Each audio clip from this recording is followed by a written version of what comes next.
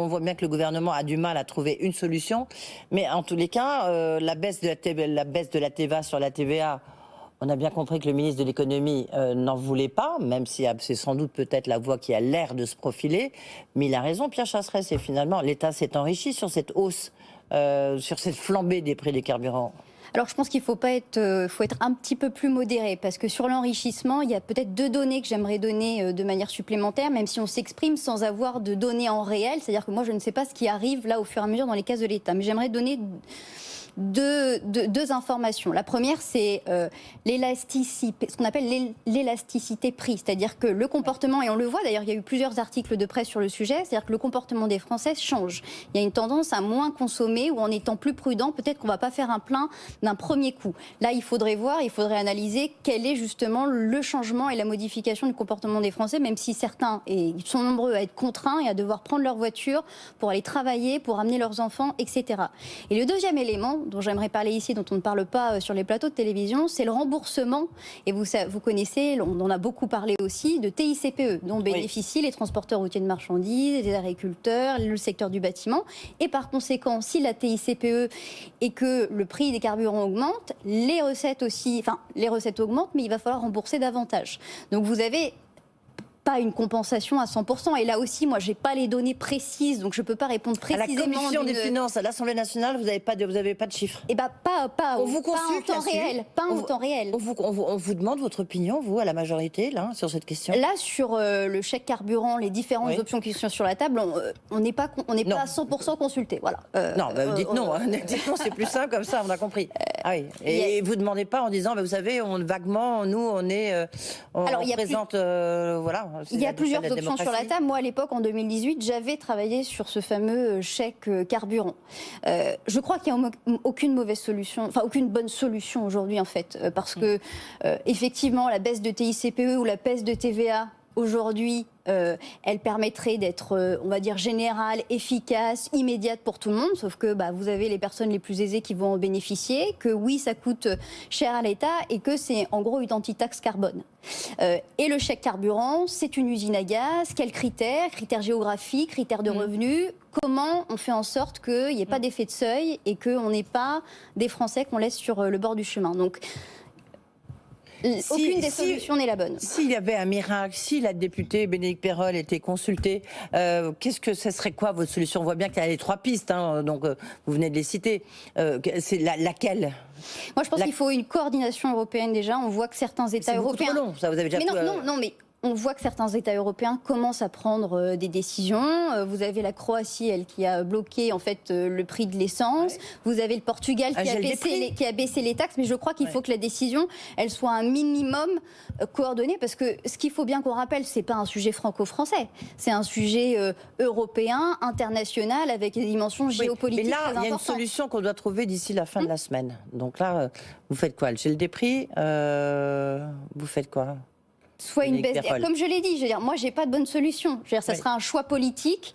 Aujourd'hui, soit l'administration est en capacité et on arrive à trouver une solution qui soit efficace, où on laisse le moins de Français sur le bord du chemin. Moi, j'avoue que instinctivement, la solution qui a le plus, qui recueille on va dire mon sentiment le plus favorable, ce serait davantage le chèque carburant. Voilà, on le sait, effectivement. C'est une usine à gaz, on voit que ça va, notamment dans les Hauts-de-France, ça marche pas très bien. Voilà, et quand est-ce que les Français vont le toucher? Voilà. Et la TICPE, et vous connaissez tout mon engagement sur les sujets de fiscalité écologique, de taxe carbone, etc. Et que... Voilà, je sais qu'il faut prendre des décisions dans l'urgence, et c'est là où il faut bien distinguer ce qui relève de l'urgence et ce qui relève du long terme. Et aujourd'hui, on est dans l'urgence, on doit répondre à une situation qui est compliquée pour les Français, et ça reste compliqué. Ça sera un choix politique que la majorité fera. Et en même temps, est-ce que vous dites pas, Bénédicte Peyrol, comme vous dites, vous êtes très engagée, et en plus, j'imagine que dans l'Allier, dans votre circonscription, il y a beaucoup de gens qui utilisent leur voiture. Mais cela dit, on peut essayer d'utiliser moins sa voiture. Mais oui, mais il y en a qui on est dans une transition écologique très forte. Donc, il faut apprendre à payer le prix, peut-être. C'est une question que je vous pose. Alors, absolument. Et alors, moins utiliser la voiture, comme député de l'Allier, ça va être compliqué de vous répondre oui, on peut moins utiliser la voiture. Je vais prendre un exemple, les aides à domicile, les infirmières libérales, qui sont peu remboursées aujourd'hui sur leur déplacement, elles sont obligées de prendre la voiture. Par contre, la vraie question, c'est quelle voiture?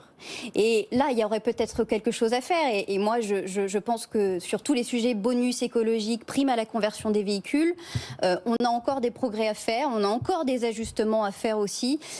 Et la vraie question, c'est est-ce qu'on est radicaux maintenant ou pas? Je m'explique, c'est est-ce qu'il faut aller vers le tout électrique maintenant? La prime à la conversion, vous savez aujourd'hui qu'elle vient financer des véhicules d'occasion. Donc, encore une dépendance aux produits carbonés, mais ça veut dire mettre beaucoup plus d'argent sur la table, et ça veut dire aussi des charges et des bornes électriques qui sont sur notre territoire. Ça, c'est le grand mystère. On a écouté religieusement le président de la République pendant 2 heures nous expliquer comment il voyait la France de demain, France 2030, etc. Et en même temps, il y a une impasse totale sur le redéploiement. Les déploiements, c'est ce que disent tous les acteurs, hein. Il y a une impasse totale sur l'État est inefficace. Vous expliquez ça comment, vous? Je pense que...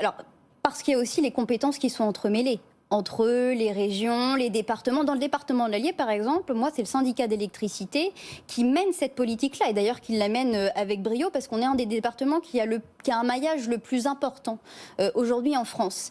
Mais du coup, ça porte atteinte, effectivement, quand vous voulez une vision globalisée de l'État français et national, si c'est chaque département, chaque région qui porte ces politiques publiques-là, eh bien, effectivement, ça pose une vraie question de vision globale qu'on a pour la nation.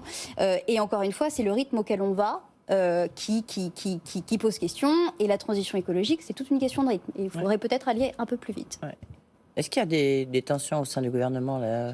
Parce qu'on voit bien, Bruno Le Maire, lui, était vent debout, donc, on le disait tout à l'heure, contre une baisse des taxes. Là, on voit qu'on s'achemine plutôt vers cette solution. Donc, c'est un bras de fer au sein du gouvernement ou c'est un bras de fer avec Emmanuel Macron et son ministre de l'économie? Alors bon, moi je ne suis pas membre du gouvernement, donc je crois que Bruno Le Maire sera ce soir, mais je pouvez répondre. Je ne sais pas entre qui et qui est le bras de fer. Ouais. Je sais que certains sont plus favorables au chèque carburant, peut-être le ministre de l'économie et des finances. Le président de la République, lui pour l'instant, il attend aussi qu'on lui propose des solutions, et je suis assez convaincue qu'il attendait à ce que le chèque carburant, on lui propose une réponse efficace, simple. Ouais. Sauf qu'aujourd'hui, quand vous savez, et moi je me rappelle de 2018 que la DGFiP ne partage pas sa base de données avec la CAF, et bien forcément ça pose 2-3 problèmes pour ensuite produire des dispositifs efficaces. Ouais. La Direction Générale des Finances Publiques, c'est la CAF, c'est la Caisse d'allocation familiale. Hein, donc c'est... Non, mais je dis ça, vous naviguez là-dedans. Le pouvoir d'achat, c'est complètement invité au cœur de cette campagne présidentielle. Oui, c'est un peu inattendu parce que les chiffres sont plutôt bons. Alors le gouvernement, Emmanuel Macron essaie de nous dire mais non, mais regardez les chiffres, ils sont là. Même l'INSEE est de la partie, plus 1,9%. Mais vous voyez bien que les Français, le ressenti des Français n'est pas celui-là. Absolument. Alors il y a une étude de France Stratégie qui date d'août 2021 qui d'ailleurs commence son étude en expliquant que depuis les années 2000, le pouvoir d'achat, en tout cas réel et ressenti, est de plus en plus importante. Ouais. Et il y a une explication à ça aussi, c'est ce qu'on appelle les dépenses préengagées, c'est-à-dire nos assurances. Ce qui est relevé dans l'étude de France Stratégie, c'est que dans ces dépenses préengagées, 70% de ces dépenses préengagées, ce sont les dépenses qui concernent le logement. Ouais. Donc loyer, charges, remboursement du prêt immobilier. Et là, on est typiquement dans nos questions d'actualité. Les charges dans nos foyers, c'est les charges d'énergie. Électricité, gaz, on n'en a pas parlé ce soir, mais ça fait partie des questions de rentrée. Et c'est vrai qu'on a protégé les Français pendant cette crise, on a protégé leur pouvoir d'achat au-delà de tout ce qu'on a fait avant, et on se retrouve dans une rentrée où qu'est-ce que voient les Français? Une augmentation de leur charge des prix. Et donc forcément, leur ressenti, c'est pas du tout on a baissé 50 milliards les impôts, et que notre discours politique à nous, ce qu'on essaye de promouvoir, et c'est vrai ce qu'on a fait. Enfin, je veux dire, il y a les données, vous citez l'INSEE, si on regarde les données objectives, il y a bien eu une augmentation du pouvoir d'achat. En revanche, les Français ne ressentent pas du tout ça parce que leur quotidien, il n'est pas celui-ci. Ouais. Oui, c'est toute la difficulté, peut-être le côté un peu injuste, mais enfin, en tous les cas, c'est vrai. Et puis, là, il faut sortir sa carte bleue beaucoup plus souvent avec cette hausse des prix du carburant. Je peux vous poser une question ? C'est Bénédicte Perrol. Vous allez vous représenter, vous, aux prochaines élections présidentielles, après les élections législatives? Alors, c'est pas une question évidente. Ouais. Je me pose la question. Il y a des présidentielles qui arrivent et je crois que c'est l'échéance première sur laquelle on doit se concentrer. Mais c'est pas évident. Voilà. Ouais. C'est pas une évidence pour moi de me représenter. Vous venez du monde de l'entreprise? Je viens du monde de Vous l'entreprise. avez envie d'y retourner? Il y a ça. Ouais. C'est une partie de la réponse, mais aussi j'ai été élue à 26 ans. Je sais que la tendance en France, c'est de faire des carrières politiques et d'enchaîner les mandats. Moi, j'ai envie de faire un pas de côté et de regarder ce que j'ai fait aussi, parce que tous les votes où j'ai posé mon nom, je sais que dans 20 ans plus tard, je vais me retourner et je vais me dire, Bénédicte, tu as voté ça, ça et ça. Et je crois que notre vie politique, elle est tellement trépidante que de temps en temps, je crois vertueux et bon pour la démocratie de faire un pas en arrière et de regarder ce qu'on a fait et de ce qu'on aimerait faire. Rare comme raisonnement. Petite déception quand même? Pas de déception. Alors vous savez, j'avais pas d'illusion en entrant dans le monde politique. Notre promesse de 2017, c'était de changer la façon de faire la politique. Ouais. Le constat que je fais, c'est que ça reste très très compliqué. Ouais. Mais tant au niveau national que ce que je vis au niveau local, et en particulier pour les femmes, parce que je vais me poser à moi-même une question que vous ne m'avez pas posée, mais qu'est-ce que je retiens de mon mandat? C'est que je n'ai jamais autant ressenti ma condition de femme qu'en étant une femme politique. Jamais je n'avais ressenti dans ma vie professionnelle, dans ma vie scolaire, qu'être une femme devait être un handicap. Le chemin est long et j'encourage toutes les jeunes femmes et toutes les femmes à s'engager en politique et qu'elles soient numéro 1, parce que même dans notre groupe à nous et dans notre majorité, nous ne sommes pas toujours le numéro 1 et c'est bien dommage. Étonnant témoignage quand même, surtout en 2021. Merci beaucoup, Laure.